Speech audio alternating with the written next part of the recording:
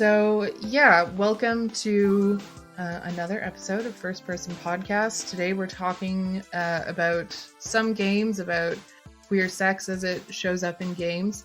And I'll just ask everyone to introduce themselves. First, we can start with our special guest. Chris, would you like to introduce yourself and maybe talk a little bit about the work that you do? Sure. So my name is Chris Persaud. I'm currently the research assistant to the social media collective at Microsoft in Boston. And I'll be a PhD student at USC Annenberg in LA come the fall semester. And I broadly work on basically queerness, identity, and how that figures into new media technologies. So video games, social media, and things like that. Hi, I'm Rob. I'm the managing editor for First Person Scholar. You can find me on Twitter at robotparking. So I'm Matthew Perks. I'm a PhD student at the University of Waterloo in the Department of Sociology and Legal Studies. I'm also the assistant essays editor for First Person Scholar. You can find me on Twitter at Perks_Matthew. That's awesome. And you did work for the LGBTQ Game Archive, right? Or did I make that up? No, yeah, I did. So as an undergrad, I went to Temple University in Philadelphia, and I worked with Adrienne Shaw on her Game Archive project, the LGBTQ Video Game Archive project. And as an undergrad, so I did undergraduate research assistant stuff for her. So researching posts, writing a lot of things, tracking down weird things on the internet about video games that may or may not have been queer that existed maybe in the 90s or 80s sometimes. Among other stuff. It was a really fun project. Adrienne's amazing, so it's been great to work with her. That's awesome. Was there anything super surprising that you found, or just that you didn't find, that everyone was like, this is super queer, and then you were like, it doesn't exist? I guess a couple things. One of the most surprising things is that I think the game series with the most queer content is Grand Theft Auto, which people are always which is shocking to me, even as someone who plays games. But when you think about the fact that a lot of it is also what we quote unquote bad stuff like homophobia, transphobia, whatnot, that's still content, and it still matters in some way. I guess my undergrad thesis was about basically how there aren't games about AIDS or HIV AIDS crisis things, which I felt was weird because there's this long history of AIDS narratives in film and television and books and other things, but just not really in games outside of a couple. So yeah. Did you find an answer, or was it just well, that's sad? Isn't that always the answer? Yeah. So there's a game. There is a game called Mad Party Fucker, which is a text game that was made by these I think indie sort of pre-internet BBS web server people, and it was essentially about a sex party thing that if you had sex with a gay man, you got AIDS and died, and that was the lose condition. So oh wow. Yeah. And then the other one from the 80s was Caper and the Castro, which was a charityware game made by CM Ralph, which was basically you had to find, I think it was I think a trans woman went missing, and you had to find her, and you were this queer detective, and you were in the Castro district in San Francisco, and it was pretty cool. It was made by a queer person. It was not bad, quote unquote. So it's kind of interesting that those are the two sort of things you can find in the 80s about HIV AIDS. So the game charityware, meaning the proceeds went to I think it was an AIDS foundation raising money for treatment and stuff. That's very interesting. Okay. I don't really have a transition, but I'll edit it and it'll sound like we just move naturally from one to the next. So I asked you all to play a few games. Tusks by Mitch Alexander, the Radiator 2 series by Robert Yang, and oh my god, Christine Love, that's her name. Christine Love's Lady Killer in a Bind, just so that we would have a kind of common language to talk about some general and maybe some more specific questions about queer sex in games, or like sex games that are queer. And the way that I was thinking about them was these were games that I knew about that had queer sex as either something that you tried to unlock in terms of like unlocking sex scenes, or that were just part of the story that was being told, or something that was explicitly simulated or depicted on screen. And I'm not sure that queer sex games is the right name for these kinds of things.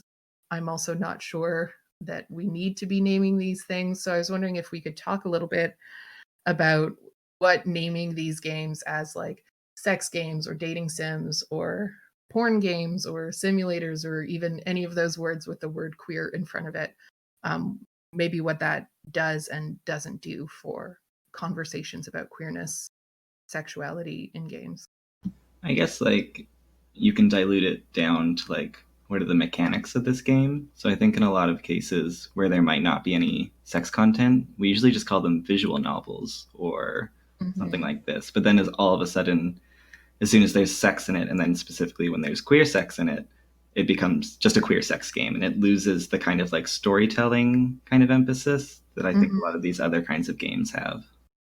Yeah, I also think there's something about the visual novel genre that seems to like people are more readily able to call that like something a queer game if it's sort of a visual novel or some other like quote unquote indie type of game too. Yeah, I think to a certain degree, yeah. I mean, especially the two sort of Lady Killer in a Bind and Tusks both kind of fall within. On the one hand, people sort of providing representation for stuff that doesn't often get given the same level of care that it probably deserves in sort of AAA games or mainstream games. And I would say that sort of Yang's work is playing in that sort of division. And he's kind of given interviews and stuff like that, and gone on the record as kind of saying like, what if I sort of did that representation, but also layered on levels of detail and high production values on depicting these sorts of things, and maybe find another way to kind of push that forward. In part because he has a great deal of technical knowledge within game development tools and stuff like that, and also a fair bit of resources as well to kind of work with. Yeah, and I want to sort of address the point that you made, Matthew, about the sort of distilling or like stripping it down to just the mechanics. It's definitely something I think about in my own research, where I frequently sort of move very smoothly between talking about something as like fan fiction and talking about it as porn, because I find there's something really sort of assertive about claiming something as pornographic when I know that doing so makes other people uncomfortable. But that's not a politics that I think everyone shares. But I think for me, there's something kind of empowering in saying, like, yeah, this is a queer sex game, because queer sex happens in it, and you're going to be sort of confronted with that. I'm not sure that that's maybe the best way to open a conversation about queer sex that occurs in games, but that's kind of how I have been thinking about it. Yeah, there's definitely like some benefit to calling something like a queer or whatever, because obviously it allows queer people to actually kind of be drawn to it and to like see it and for it to get noticed for that reason. But then does it kind of put it in a certain place where it's only for queer people, and only queer people are confronted with kind of the narratives and the ideas that this media is trying to like get across? I know that a previous podcast episode talked about Dream Daddy, and that's definitely a game that I thought about a lot while I was playing these games. In that Dream Daddy, I don't think was, I mean, maybe someone talked about it as a queer game, but I don't think anyone really called it a queer game who does queer games. And I wonder if that's kind of like, yeah, no one's going around saying Dream Daddy is the queer game of your dreams, or maybe they are. Am I just not reading the right things?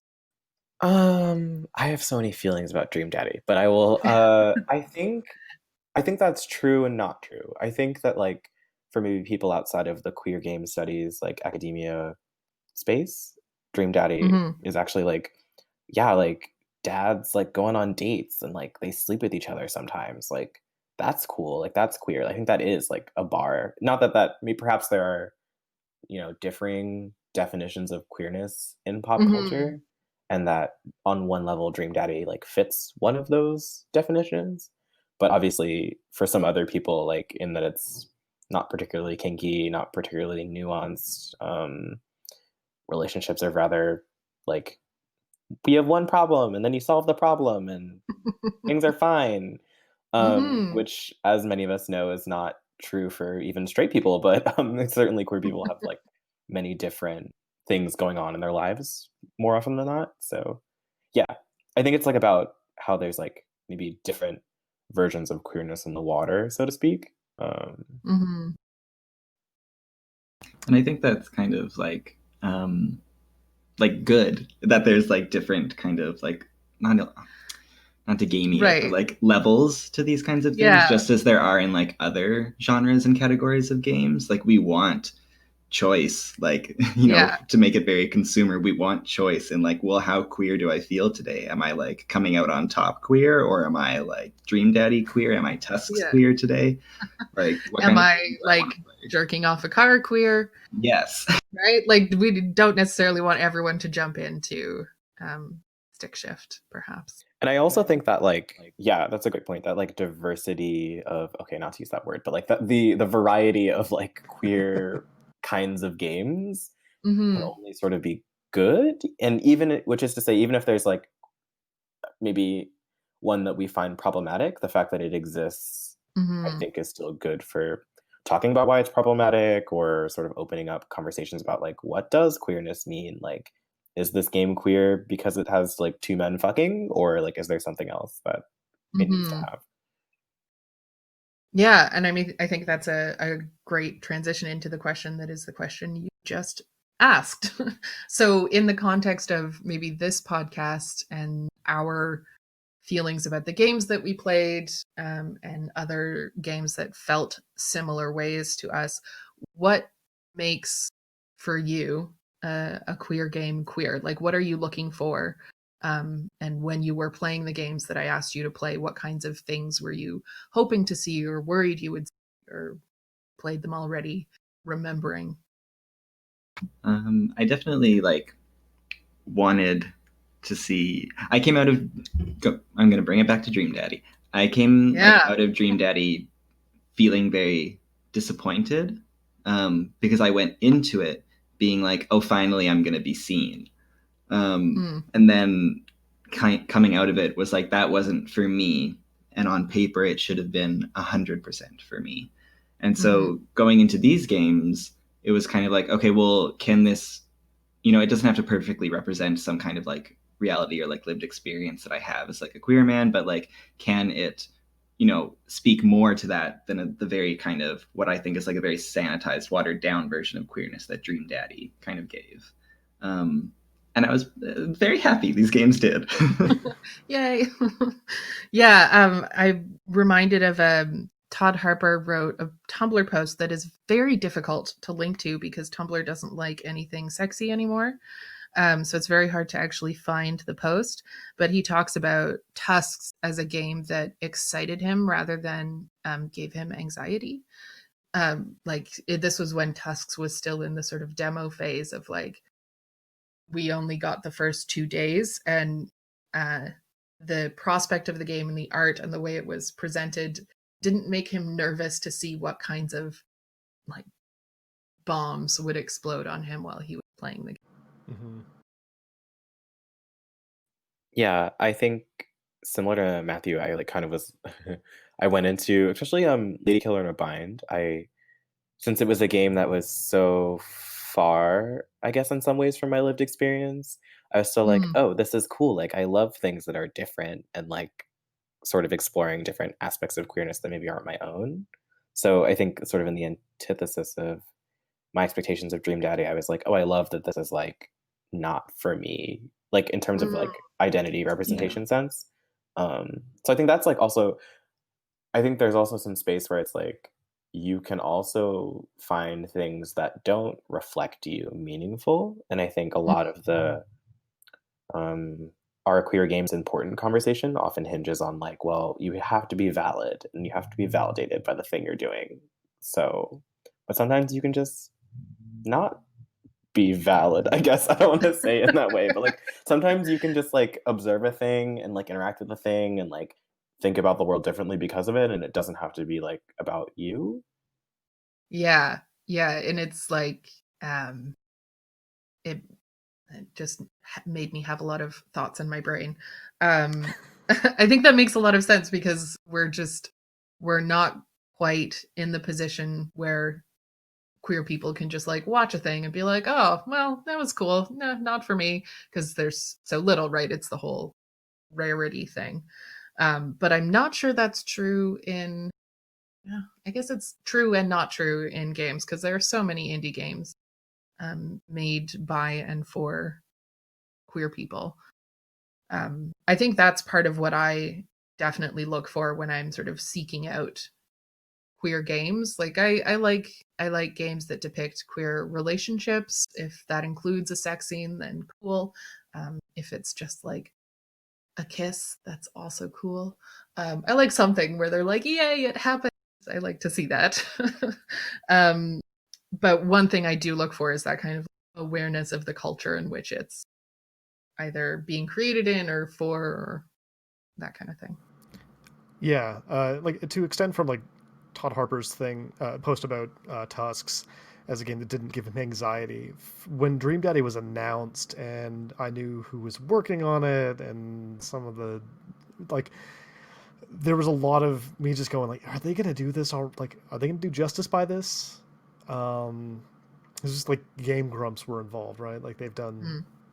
some problematic stuff in their day, so it was very much a moment of just like, I'm not sure about this. And it came out, and it was like, I mean, they erred on the side, I think, of being like pretty low key and not trying to ruffle too many feathers. It seems like even though there was the opportunity for them to go kind of edgelordy as like, oh, there's there was supposed to be a path where you could go and sacrifice. There's like a cult or something like that was sacrificing daddies or something like that, and Oh that my got god. cut. Oh But my gosh. there were still parts of that in the game, so some people kind of dug some of that stuff out. Really? Oh Oh yeah. my god. Yeah. That's Um, amazing. so yeah, and I think that like, I mean, am I going to be the one that just mentioned like just quotes the title of Bonnie Ruberg's book, "Games of Video Games Have Always Been Queer"? Yeah. I'm Yes, going to be love that that. person. Yeah, for sure.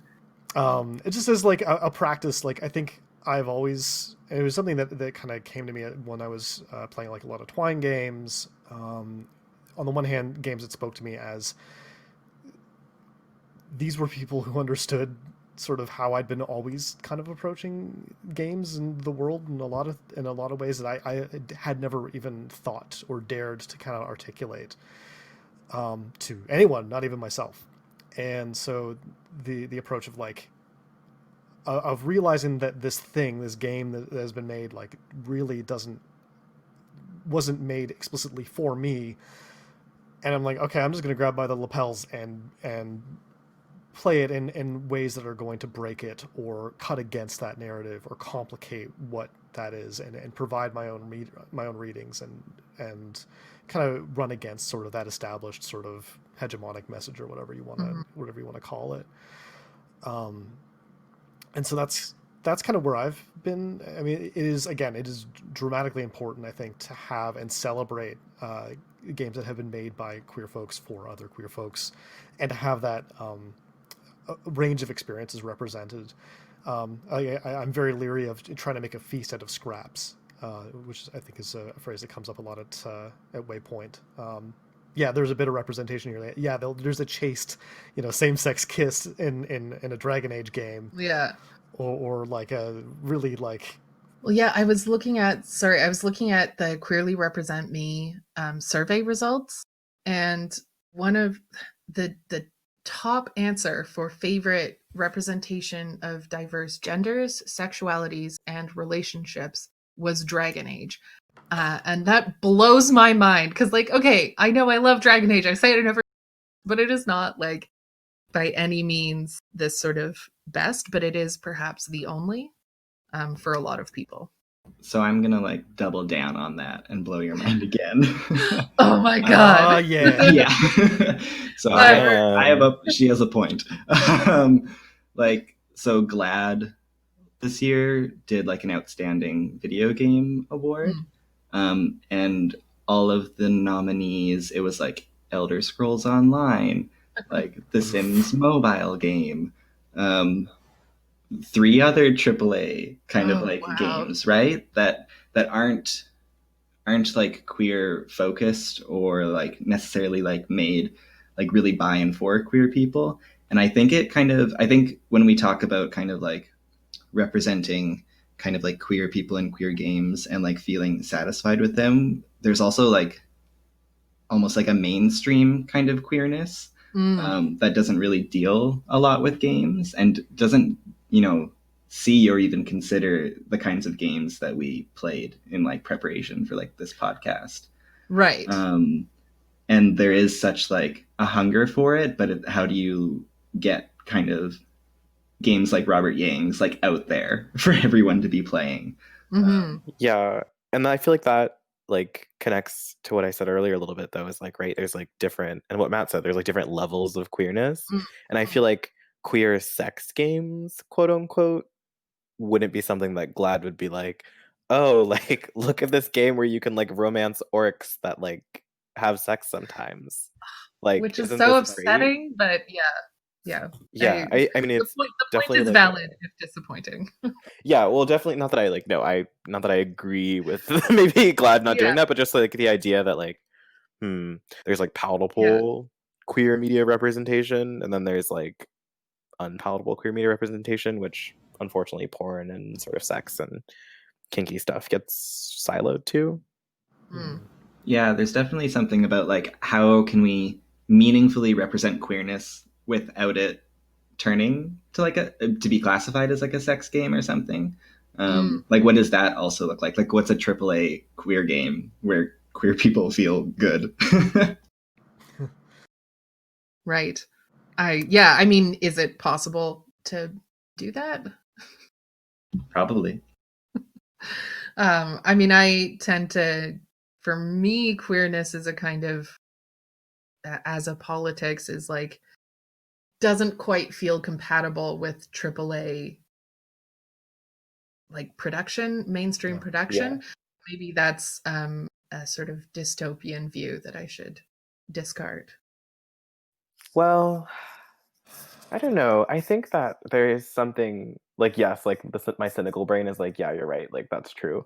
But I think that maybe there is space for, especially in the coming years, hopefully, as we've seen sort of other media become more okay with like visible queerness. I'm thinking about I'm watching this Sabrina show on Netflix, and it's like there's like a person who's like queer. There are several queer people, I guess, and like I watched like a little soft little like boys hooking up, and I was like, oh, this is like cute. Like it's a show about like witches, but like they're boys hooking up. It's cool and nice.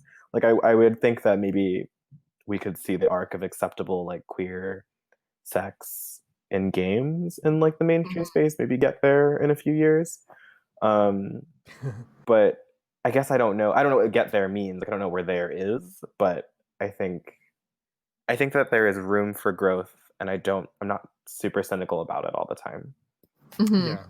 Well, and Robert Yang kind of talked a little bit about this as far as sort of the idea of getting there, and kind of shared some of his games around, and like one of the challenges about sharing his stuff to like a non-super gamer oriented audience is that often some of the things that he's trying to do like are almost incomprehensible. Like Tea Room was made as a response to like Twitch censoring his games, or Twitch refusing to allow his games to be streamed.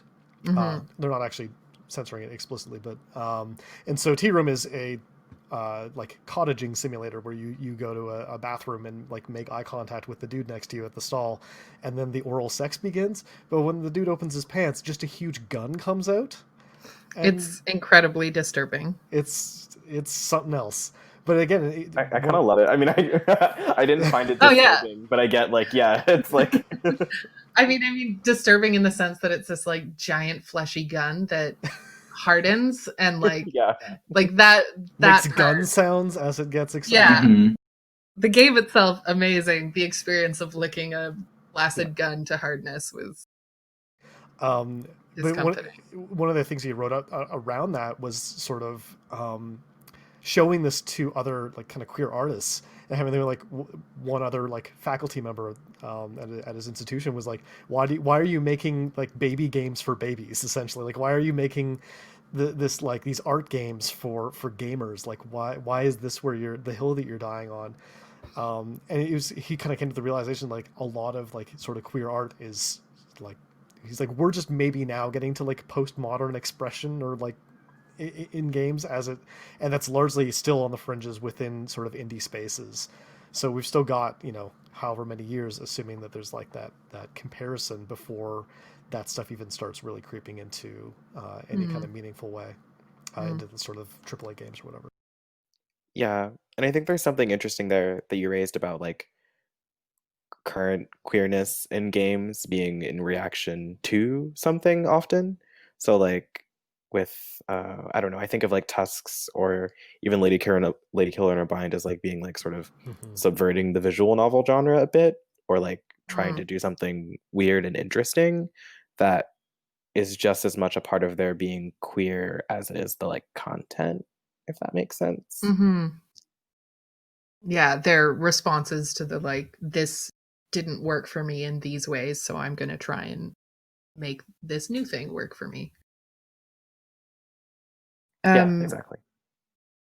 So I'm wondering if we can kind of like hone in a bit more on the representation of sex. I think it's like we've had conversations on FPS podcasts past about queerness in games and representation, all very important. I'm glad we had that conversation. I do want to hone in a little bit closer into like what do we want from queer sex in a game? What does it mean to depict queer sex in a game? And like, what are the kinds of maybe like scratchy points or those like points of discomfort or points of comfort or points of like, I don't know how to talk about this, that we might come up against when we're talking not only about something queer, but also something potentially pornographic. So, two kind of things that the real world does not like people saying out loud.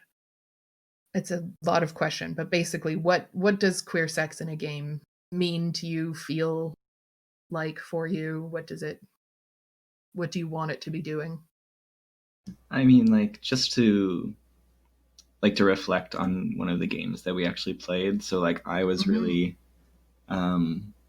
really happy with like Tusks as an experience and how like it kind of like engaged with sex and like with queer sex, and how it really, I'm not sure how to say this, but how it created in the writing, it created like the right feel and the right experience of like what some of these encounters actually look like and some of these negotiations with partners, and some of like the fallout from these. Like it crafted like a full experience for me that then also happened to be like queer coded. Mm-hmm. Yeah, I know. Tusks I've really enjoyed, partly because I think what it also did was like sort of play with the sort of gotta catch 'em all element of some sex Yeah. games. Yeah. Yeah, Where for sure. like I definitely quit and restarted the game when I made Ferda, or however you pronounce his name, Ferdog, mad at me.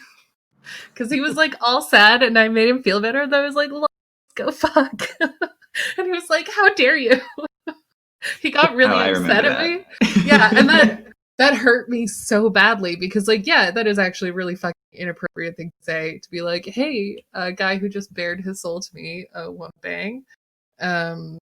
And I thought that was not just a sort of negotiation of whether or not queer sex would happen, but in terms of like a sex game, felt like a queer moment to be like, no, actually just asking me for this is not appropriate. Yeah, and even when you start the game, it asks you like the autonomy question. Mm-hmm. I love that. Yeah, which is I think also I forget who made the point about like queering like mechanics in games as well, not just the content itself. And being like, well, these characters also have autonomy and they get to make choices as well. And that pushes back against, like you said, at least like the catch 'em all kind of perspective. Like how many can I get in a session? Yeah. Yeah. And like really made me feel very bad, which is, I think, maybe a thing that I have honestly never played a straight sex game, so I don't know if you ever feel bad in those, but my guess is that you don't. Yeah, I was thinking like I don't have a straw man like straight sex game to like compare this to, but Right. now I want to find one, I guess, but I don't. Yeah, Dragon Age Origins maybe kind of gets to that degree. Like, yes, there is. You can hook up with Zevran, and that's mostly it. Yeah. Well, I did watch Alex Orlando's Newgrounds video. So she has a video about sex games on Newgrounds that does like a really good sort of historical look at why Newgrounds became this place and like why it's kind of no longer that place. And it sounds like all of the games are just fantasy wish fulfillment. Loser boy gets to have sex with any woman that he wants to, and he gets to own them in various ways. But I'm sure there are some not shitty straight sex games. I just have never played them. And like Tusks really surprised me about how it was so like deliberate and like really really went there in terms of having conversations about like consent. At least in the paths that I took, which is something that I haven't seen in any other kind of like sex games that I've either played or like seen footage from.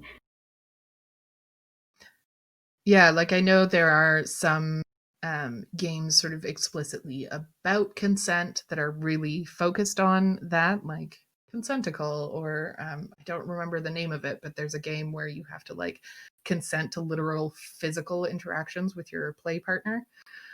So there are certainly games that like are consent games, but I think you're right that it's like people tend to think that consent makes things less sexy, so it shows up pretty much only in queer porn. Yeah, and I think that's that point about kinkiness and how that complicates queerness in a way where like Tusks or Lady Killer in Her Bind, I think the kinkiness and even like Robert Yang's games like makes you think about your definition of queerness a little bit while you're playing it too, right? Like in the sense that that like much maligned part of Lady Killer in a Bind where some consensual stuff happens, and to like put it that way for a moment, where it's like that also is a thing that happens to real queer people in real life, and that's like not usually given space to be explored. So I thought that was like particularly impactful, I guess, that there was the whole controversy about it, but the fact that it maybe perhaps I don't like how it was framed, but I like that it existed because it brought up important things for queer people to talk about. Right. Like you don't like how the scene was framed or how the discussion around this. Like the scene. I mean, just because, like I maybe think that it could have been like a little more sensitive to perhaps situations of sexual assault and things like that. But I really liked the conversation that happened around it, and sort of, I think Merritt Kopis and someone else wrote a very smart sort of take on it. Yeah. I that think maybe if there's like show notes we can link to, but yeah, it was. Yes, we will. Yeah, it was on Polygon, I think. Yeah, it was Merritt Kopis, and I'm just loading it now. It's Simone.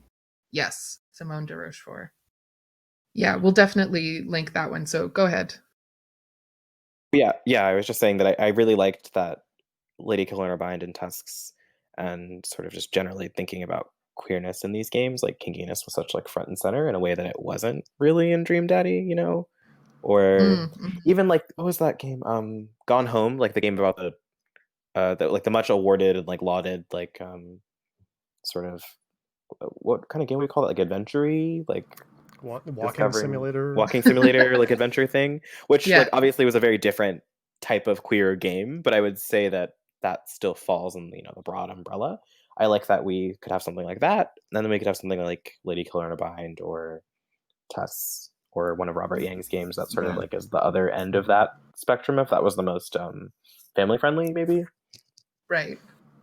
Well, I think also one of the things I really like about Robert Yang's stuff is especially rinse and repeat, which is on its face kind of this very silly, like you have this buff dude walking in wearing sunglasses, wearing like and like just standing in this lovingly rendered shower. He's just asking you for help, like sudsing up. But what I appreciate about it is like you still have to put in like once you start that game, if you want to go back and interact with this dude again, you have to come back at the same time every day. Like you have to rearrange your schedule around that, and so there's that aspect of sort of like this isn't just here for titillation. It is on its face like still kind of goofy and playful in the way that almost all of Yang's games are, but you still have to you're still in a relationship with this game, in whatever way you want to kind of define that, and have to like it's not explicitly just there as sort of wish fulfillment or whatever. It's there's a certain aspect of having to have some care put into this as well, some thought. Yeah.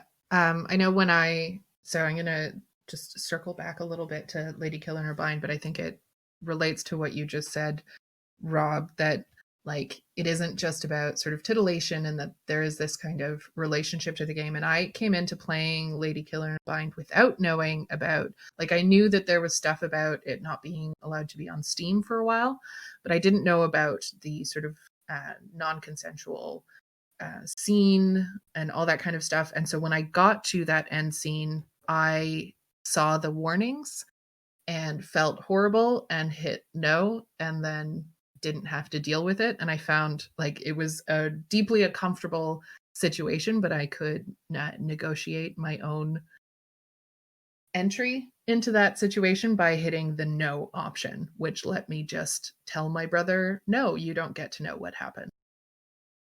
And I just skipped all of it, which was, I think, a really great way for me to be confronted with the fact that those were my options and not actually have to do those options.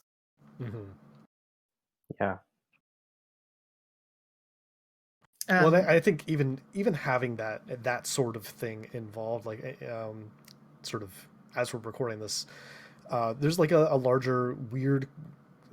So there's like games discourse has about 13 takes, and they all get recycled every now and then. So there's a new Soulsborne game out, so of course we're talking about difficulty in games, and I think for a lot of like true gamers, it's like, well, you just have to suffer through that. That's part of the game, as opposed to like a game that's kind of almost going to respect your boundaries, and take your time and your wants or potential needs into consideration, in a way that is, in some cases just accessibility, in other cases, like accessibility in a different sense, as far as like psychological, emotional, or just like your interest level in this part of the game, and then recognizing that you can come to a game for a bunch of different things. Like Lady Killer in a Bind is absolutely super horny all the time. But also there's like some incredibly well-written characters. There's a lot of great characterization. There's a lot of fun role-playing that can be done there.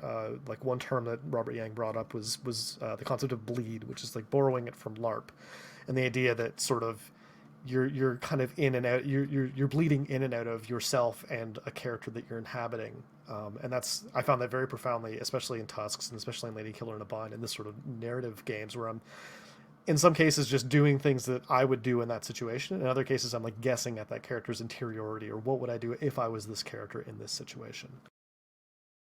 Like, I am really interested in thinking about moments of discomfort and unpleasantness, and how that does or does not fit into sort of ideals of entertainment and culture and all that kind of stuff. And I know that people have talked about queer failure as it relates to the controversy around Lady Mind, but like I said, was not really there for that. So I was wondering if you could give us a little recap, Matthew, and then go forth. Yeah. So, do you want a summary of the issue itself, or? Yeah, because I think we've kind of talked around it a little bit. So Yeah. Okay. it's just sort of like quick précis. Yeah. So when Lady Killer in a Bind, I guess first came out and was released, it had certain scenes in it which, as Chris has kind of mentioned, dealt with kind of like unconsensual, kind of like sexual assault, and people in general reacted very negatively towards this, to the point where the developer Christine Love, they essentially patched the game so that there were trigger warnings and content warnings before the scene itself, and you were given the choice that like if you didn't want to actually see the scene, you could just like skip over it. And then eventually, it got to the point where they just removed those scenes completely from the game itself. And this brought up kind of like a discussion that has happened other times with other games. I forget the name of the game itself, but Waypoint wrote on this, where there was a trans character who was like dead named, Oh yeah. but then the writer of that character themselves was actually trans and kind of wrote that as part of their own way of kind of like writing that kind of experience into a character. And so this follows along like a similar line where I think it goes back to like an earlier point where we have this hunger around like queer content, but we also want it to reflect something accurate and something clean for us as well.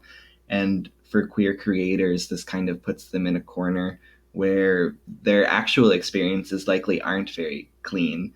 And so they're stuck in the sense that they can't explore these essentially through their art and through their creation, because because it creates these kinds of controversies, I guess. Mm-hmm. I think in the Polygon article, they talk about another game designer who was like, "Is it worth it to make this kind of?" I think they call it like a mean game that they're making, messy, complex, not really a pleasant game, but a game that's important to them. But is it worth it when you're going to have people tearing you apart for that very messy?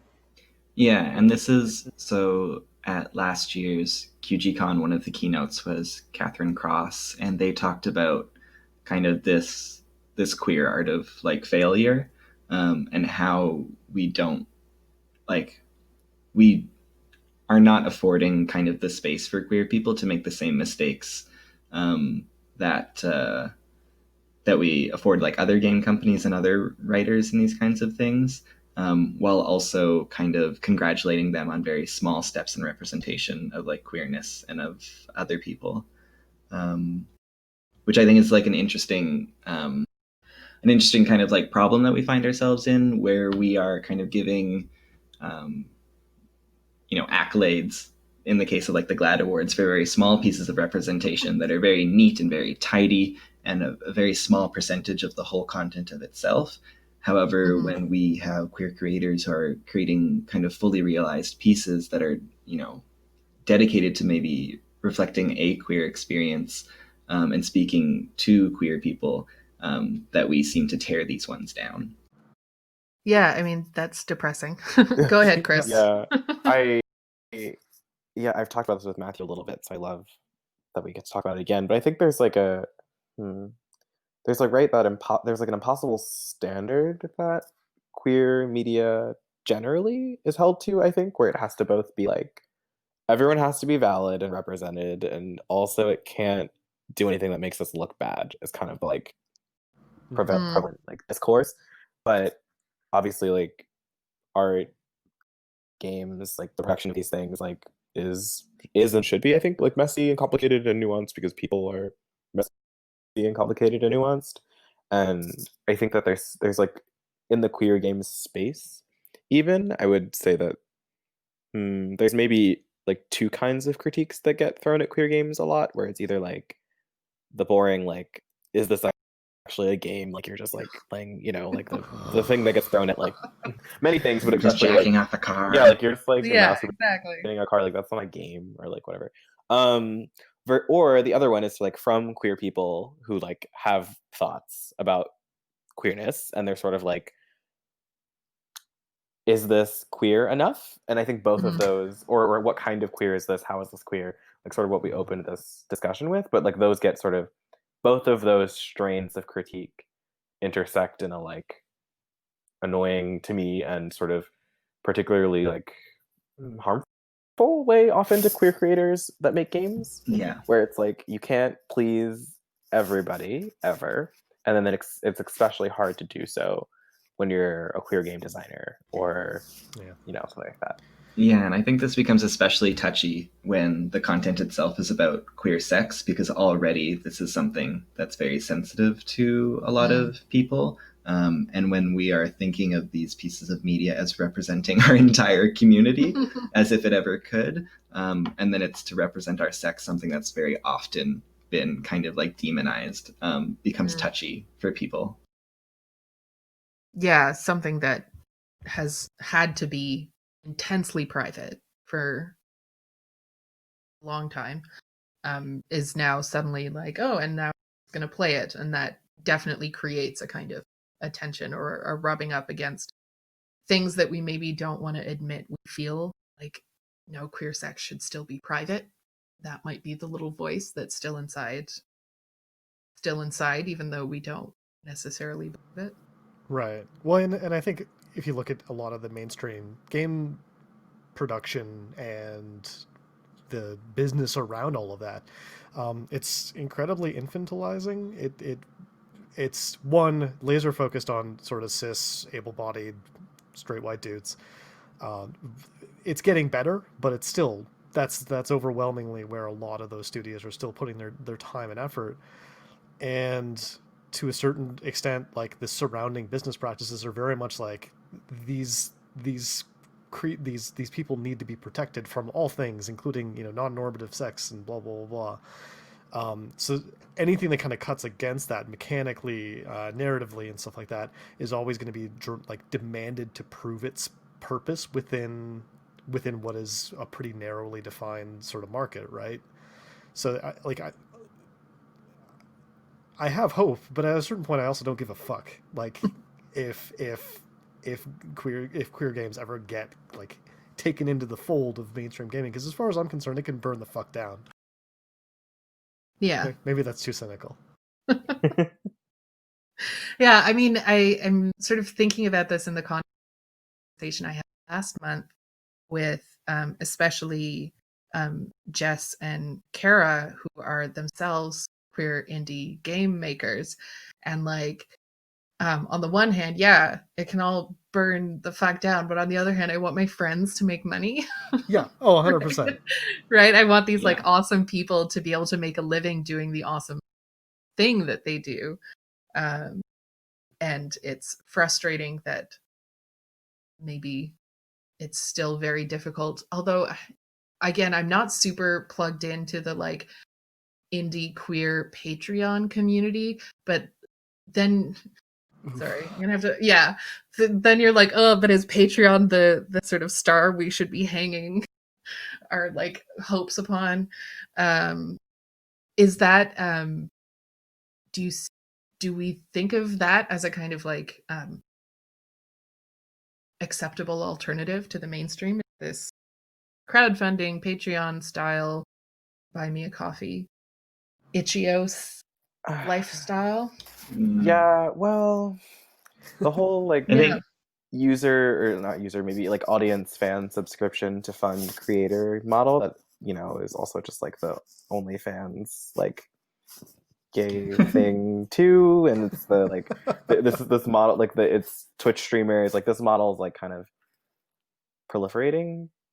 And I think that there are positives in the sense that it allows maybe people who wouldn't normally have access to sort of like a stable funding source to like like pay rent, eat, and like do things while also making their whatever it is they make. But I also think there is that sort of like beholden to and tyranny of the audience to some extent, where like you are almost afraid of like pissing off your base if you make or do something that isn't exactly what they wanted to, in a way. I definitely think we're in a kind of like state of like transition around these kinds of things, like from an economic perspective, where these these queer creators, are able to be like out here doing this and like having Patreon pages and having coffee accounts and like getting, in some cases, like substantial amounts of money to create queer content for queer people and do all these sorts of things. And that my hope is that continues to a point where these people continue to grow and continue to be successful, however you're defining that success at this moment, to the point where they can, kind of move up in a way. And I don't mean move up in a way where they like get a job at like a AAA company or something like that, but like where what they're creating and what they're doing and people who come after them and what they create is able to be on a much more solid foundation because of like this transition that we're moving through.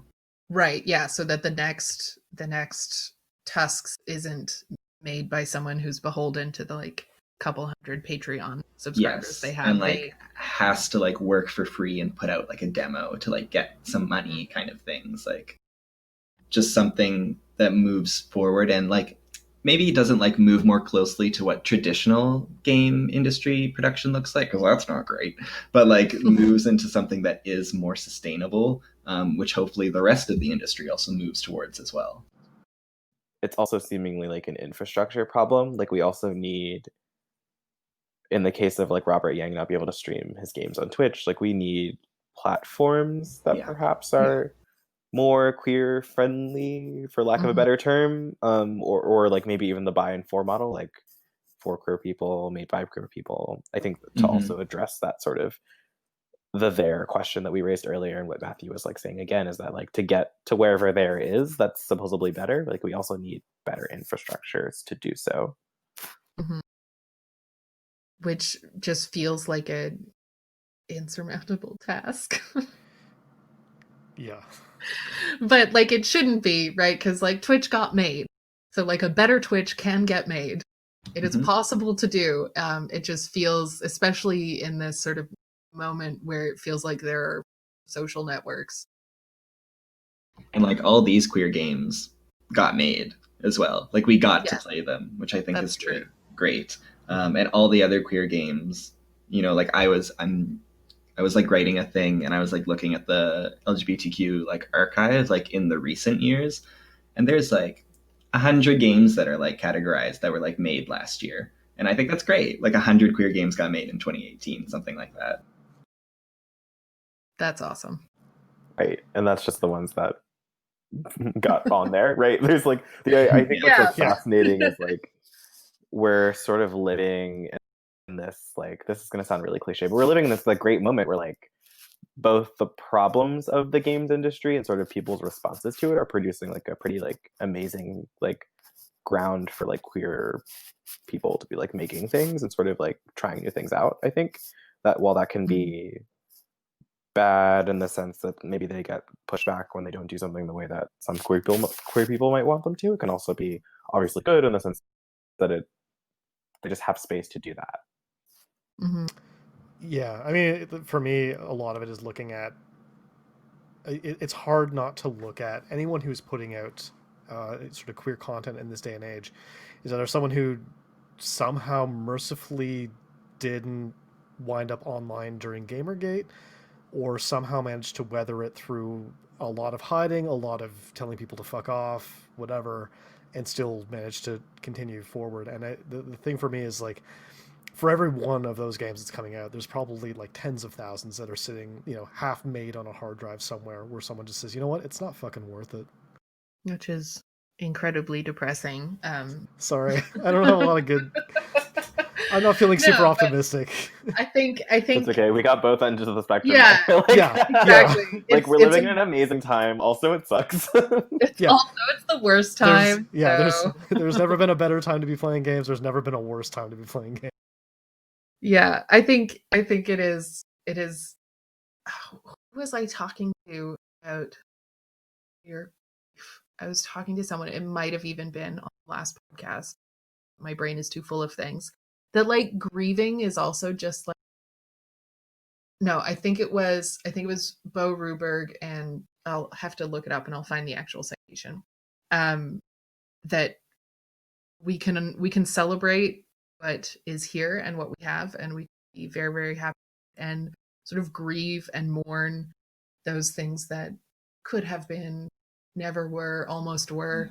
And that's also maybe just part of the queer experience, that it's actually a lot of mourning going on. Mm-hmm. Mm-hmm. And also a lot of monster fucking. Great transition. Thank you. Wow.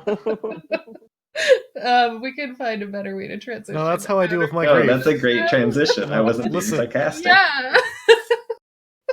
I think, I do think that there is a continuity between this sort of like overwhelming grief and this sort of like, fuck it, I'm gonna fuck an orc, or like a boar man is gonna piss on me and it's gonna be amazing, or Oh, so you let him man. piss on you? No, I think I got it wrong. I did piss on the boar man. I think that's the only way that is currently in the game. Yeah, I didn't let him piss on me.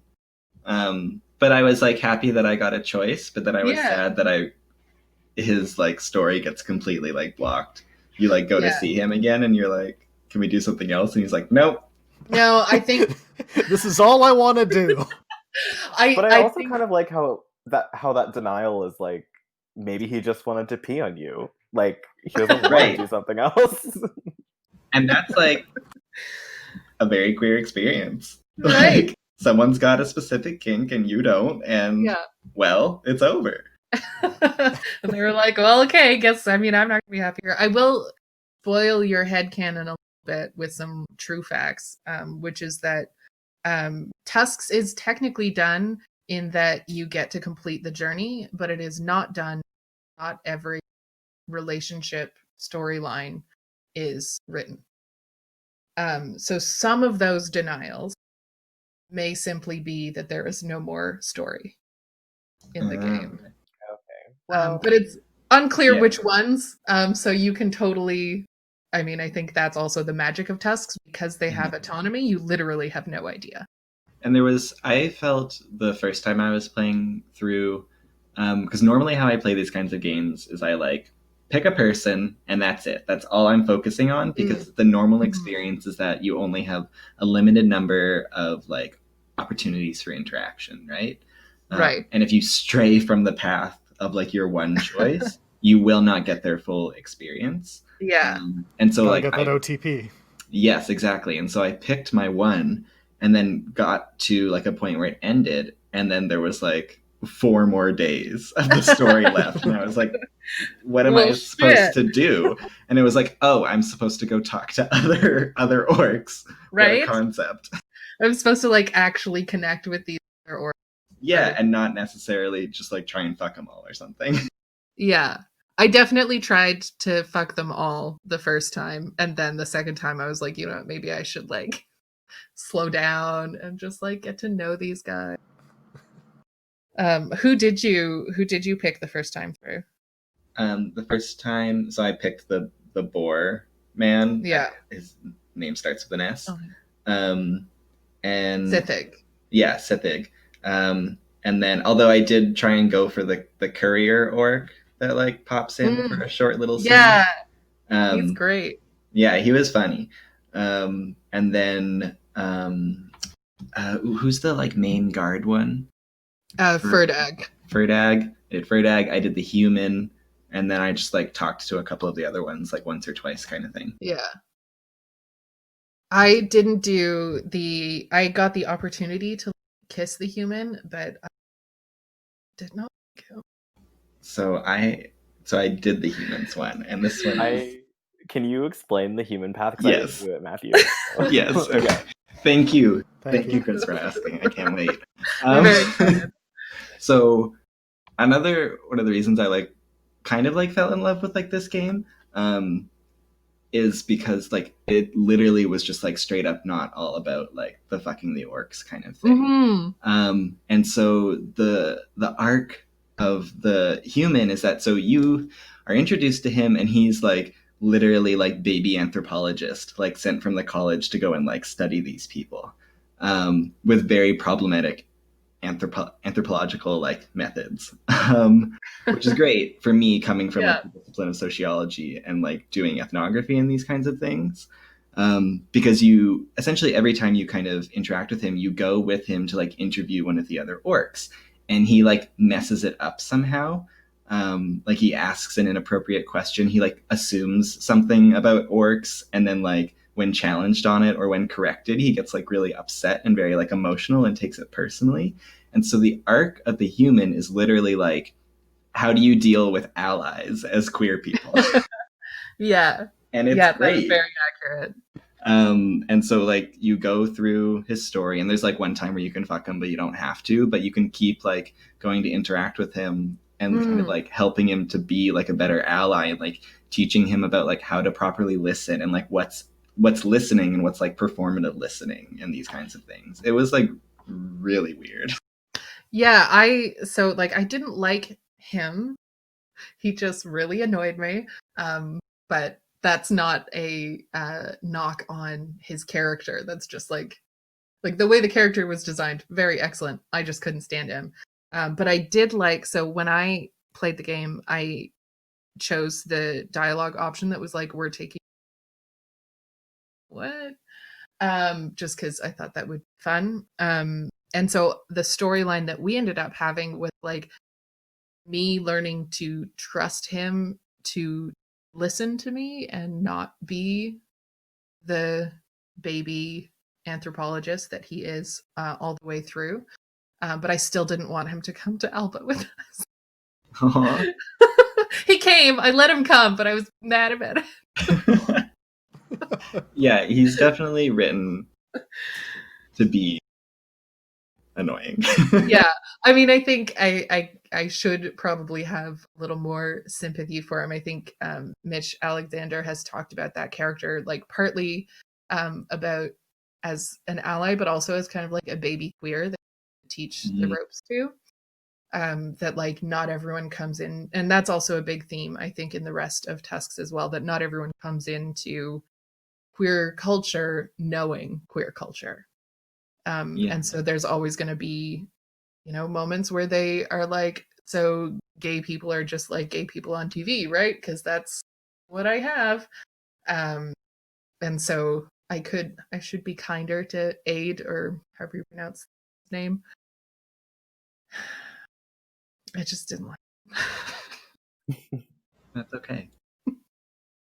Exactly. I didn't have to love him. Just part of my clan. Any other feels about so we've talked, okay, here's how I'm gonna do it. We've talked about this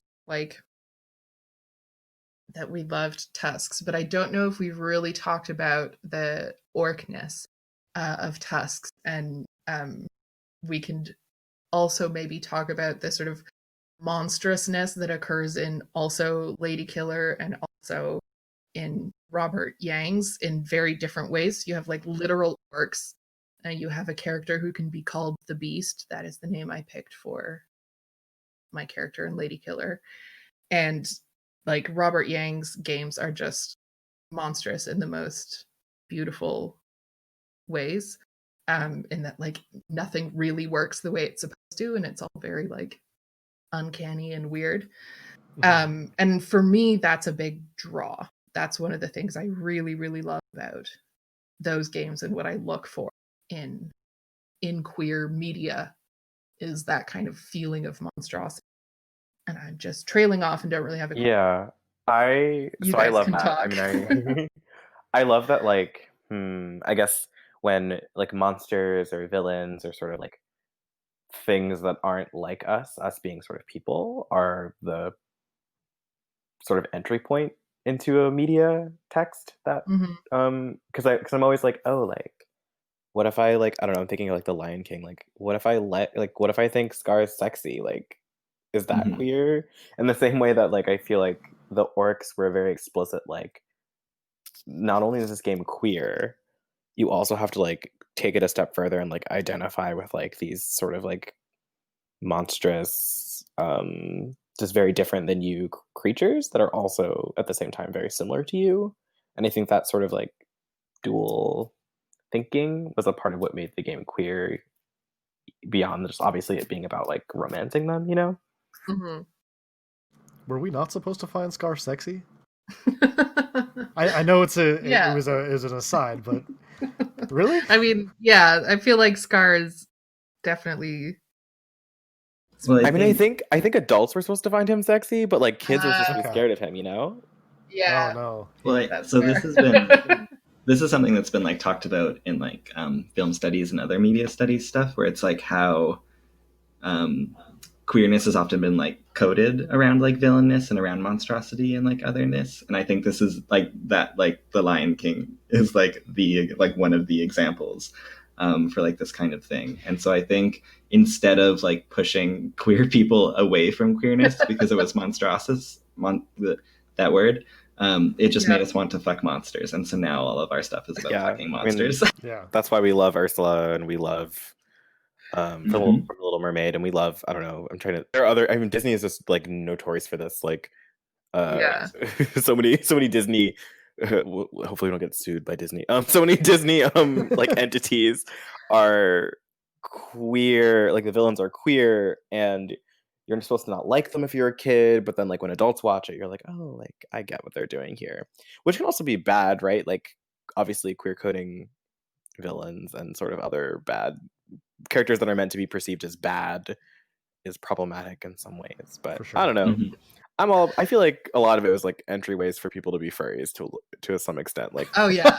Oh For yeah, yeah. I write about Omegaverse in my dissertation, and one of the things I talk about is this kind of like translation of these monstrous villains into still monsters, but just like monsters with bodies that we're just really interested in finding out where we can stick things or have things Mhm. stuck.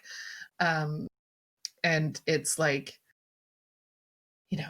that's just, I feel like that's a big queer cultural touchstone, at least in some pockets of queer internet. That it's just like, yep, we want to fuck the monster from the Blue Lagoon, and we want to fuck Frankenstein. Although I don't really want. I feel like Frankenstein's a no go for me. yeah, I don't think he'd be a very gentle lover, but Sometimes He's a that's what little you like. deserve. I'm just saying. Very self. I think for me, like part of it also links up to sort of how like heteronormativity is like socialized as well, right? Like there's a certain level of like, okay, you're gonna start feeling like your dad turns the chair around backwards and sits on it, and he's like, are you gonna start feeling feelings about girls? I'm like, yeah, that's half of it, okay. And waiting for the other half of this conversation, that's not coming, huh? Okay. And so like going through puberty and that stuff where it's just like already feeling monstrous and then also having these desires that like don't even have a language to kind of articulate at that time, and so seeking out those areas where you can kind of come at them sideways or whatever, but that maybe that's just my specific experience. I'm wondering if we can wrap up with maybe wrapping up is the wrong word, but I'd really like us to like sit in the Radiator games for a few minutes because we've like mentioned them, but I think we've talked a little bit more about the other ones, and I love them so much. Is there a specific, like you specifically were talking about stick shift, right? Yeah, I mean, I like all three of them. So it's Stick Shift, Hurt Me Plenty, and what's the other one? the Succulent. tea room. Oh yeah, and Succulent. Tea Room is another Oh, one. okay. I recently I replayed them all yesterday, and for the first time got the car to an orgasm. So like I'm maybe focused on that because it took me a while. Yeah. Which maybe tells you about my like current relationship to penises. I don't know. It's a game of skill. It was like genuinely, I was like, "Fuck yeah, I did it!" Because every other time the like the cops would pull me over, or I'd like fuck up the gear change. Also, I haven't driven a car in a really long time, so I don't know if I've got like skills missing. But if you don't want to talk about stick shift, I just like the feel of the Radiator games, especially, but many of Robert Yang's games are just so like delightfully goopy in a way that just fills me with joy. I don't know if this was like an intent of Roberts, but like how stick shift and like the difficulty of it fits into the like meme narrative of like gays can't drive. And like, I don't know, that's just something I was thinking about. That's interesting. Right, gays can't drive, so we'll That's just a pretend take. that. Wow. Does no one else see this online on the Twitter? No, yeah, no, I have seen I that. get the Okay, meme. I just like I had my brain hadn't gone there. Okay. Wow. Just like I was, yeah. Anyways, Yeah, Layers. because why is it a car? Stick shift. Although I do love, there's an interview that Robert Yang gives on I think Medium. Someone posted it there. And they're talking about stick shift, and at the end he's like, by the way, the car is gay. That just makes me really happy. well, that's like right, yeah, like on the I Itch.io page, it's like in there yeah. being like, you have to get the gay car off. That's fantastic. I think that's what I love though about Robert Yang's games is that like not only are they not only are they queer in the sense that like you're I don't know soaping up like a buff dude or like jerking off guns or like jacking off a car, Hmm. you're like also have to sit with like these feelings about like wait like what does the game assume about me the player and sort of Hmm. what like what contexts and what like bodies of knowledge do I bring to the game? I guess like right Matthew's interpretation of like the meme about gays not being able to drive like that just would never come up if you weren't sort of maybe a gay that was immersed in that sort of like pop Yeah. culture sphere.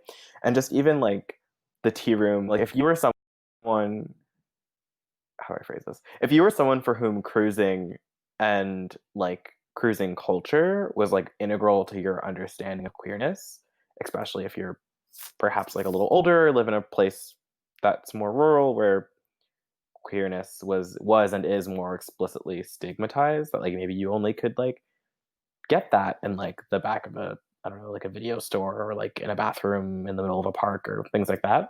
I think that there's this fascinating way that Robert Yang's games aren't necessarily for everyone, and that you need to Mhm. like you kind of need to do some amount of work to like literally play the games to some extent, and then also like sort of to engage with them. There's some effort that you have to put in a way that I think a lot of people find frustrating, but I have like really love that like Yeah.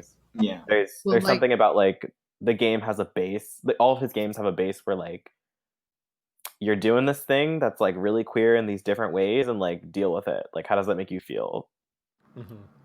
when I like for Tea Room, I think it says like, if you want to walk through, read this book, Tea Room, Yeah. Yeah. that will give you tips and tricks how to succeed in this game. I think that's a really sort of good encapsulation of what you were saying, Chris, of this like you're expected to either have done work, have lived, have experienced, or been willing to seek out information. And I think that's really great because like a lot of I guess there's like this expectation that if we're going to do something queer in a game, it needs to either be very simple or it needs to be very explicitly explained about like what is this and how does this work. Because a lot of these histories are like, especially around the tea room, like this is something with like a very long history that's been documented. Like it's been hidden for a very long time, maybe like literally in some cases like on purpose.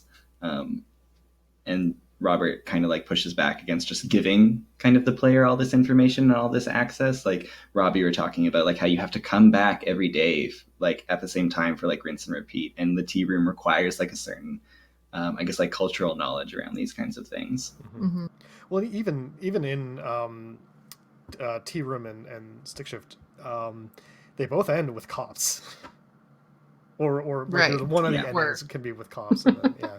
And kind of not necessarily like, it's not like him appearing on screen being like, all right, kids, this is why the police are here. But also is gesturing to these larger issues, right? And also, it's one of the things I find really fascinating about Hurt Me Plenty is Yang did an interview for Mel magazine, I think, with Merritt Kopas, and Robert was saying specifically wanted to err on the side of the model being a like white dude, because you can't trust your audience. Essentially, you can't trust streamers to not take a black dude and take that and have a very different meaning. So one of his comments was something to the effect of like I can't think of any other art form where you cannot trust your audience to this degree. Oh, man, you're such a buzzkill, Rob. I'm so sorry. I love these games so much. I have so much joy when I play them. You just have to ruin it for everyone. No, I think I hadn't read that, and I think that's just a really sort of poignant thing to remember, is that like these games exist for us, and then they also exist for people who are going to sort of willingly misuse them. And as someone who would be like, oh, you could misplay a game, I think there is. Right. Like you can't, yeah, I don't know where I'm going with that, but basically that like there are going to be people who are going to try and play these games straight, right? Yeah. Mm-hmm. Which is interesting, especially because I can't believe this didn't occur to me until I was to talk about all of these games, but obviously very much like guns and the car and the locker room, shower, these are all like intensely heteronormative male spaces that Yang is just sort of like co-opting and like misshaping. I think that's one of the things I like most about Yang's design. Visual design is how everything is kind of misshapen. Yeah, I love that his work is like, well, that's gay now, too bad. Yep. Yeah. Mm-hmm. That comes up very frequently in a lot of his talks too. It's like, I'm claiming all of this for queer culture. All right, thanks, man. But also even like twisting it, like to take it all the way back to the beginning, like games have always been queer, but also these spaces have always been queer as well. Like yes, something exactly. like a bathroom. For sure. Yeah, absolutely. That it's like, I think we talk uncovering those moments, and that's part of what Yang does, but also just like in playing these games. I mean, if you are not already aware of those moments in history, playing those games can be a moment of uncovering that, like, oh, actually, car culture is super gay. Don't know if you knew this. Yeah, I think that's actually a really good place to end. Unless anyone has any last thoughts about sort of what it means to be, yeah, so maybe that's how we can end, and we'll end in like 5 minutes, just like what it means to be playing these games. I'll say though, if you do want to just end it with "that's gay," too bad. Like that's also Yeah, that would be very good. I'm extremely into this. Thanks for listening to this episode from the unaired first-person podcast archives about queer games and what queer game design means to the queer community.